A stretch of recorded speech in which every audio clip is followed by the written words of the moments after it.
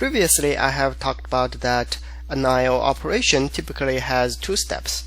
One is formatting data, and the second one is communicating data to external devices. Formatting data is the responsibility of a stream class. Then who is responsible for communicating data to external devices? This is done by stream buffer, which is the internal module of a stream. So if we do cout 34, then cout is responsible of converting 34 into appropriate format and then delegate the job of communicating data to its internal module, which is a stream buffer. And we can use a function cout readBuff to get a pointer to the internal module of stream buffer. So we can use a stream buff pbuff equal to cout.readBuff. So cout is the one that's responsible for formatting the data, and the stream buffer is responsible of ultimately transmitting data to standard out. And if I do a ostream my cout pbuff, so I have created another ostream which has the same stream buffer as cout. In other words, my cout has the same transferring channel as cout. So if I do my cout 34, then 34 will be printed out to stand out. And now if I want to change the format of my cout, my cout.setf iOS show pause. This will show the positive sign of a number. My cout.wave 20, this will send the waves to be 20, and by default the data will be aligned to the right. And now if I do my cout 12, will print out something like this, 12. But if we do cout 12 and L, it will print out something like this. So this is useful when I want to temporarily change the format to the standard out, but I don't want to change cout, maybe because somebody else is using cout. Now let's look at a different example. ofstream of mylog.txt.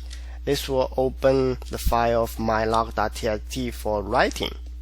And if we do cout.readBuff, note that when this function is taking a parameter, it is assigning a different stream buffer to the stream of cout. So if we do of.readBuff, then we are assigning the stream buffer of of to cout. As a result, if we do cout hello, this string of hello will go to mylog.txt. So mylog.txt has hello. This is called redirecting.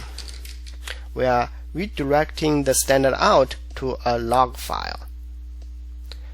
But you need to be careful that later on, if you want to restore cout to its original stream buffer, you cannot do that anymore because the original stream buffer is lost. So a better way to do that is we use a temporary variable to save the original stream buffer. orig_buff equal to cout.readBuff, and then later on we can restore it.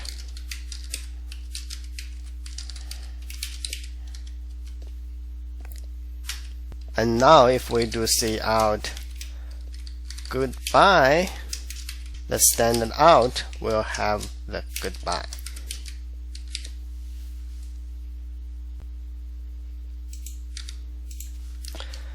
Another way to access the stream buffer is using stream buffer iterator, which is a type of iterator.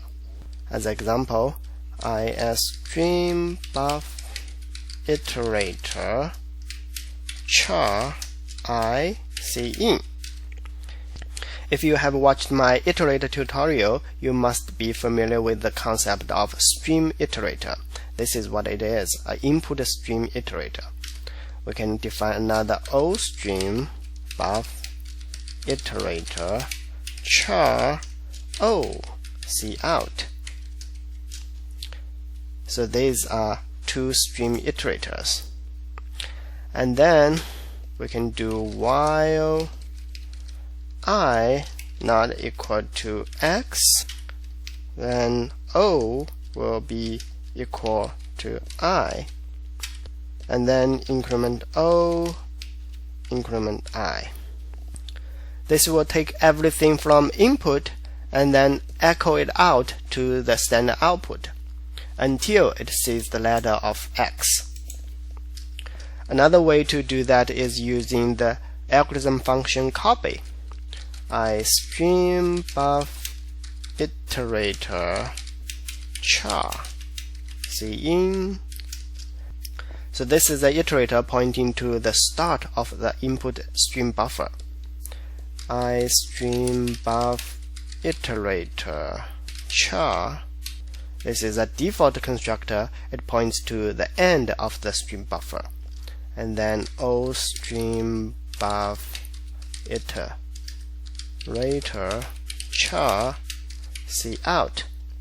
This is pointing to the start of the output stream buffer. So this will do the same thing, except that it doesn't have the exit letter of X. Thank you for watching. Feel free to subscribe to my channel and check out the other videos I have. See you next time.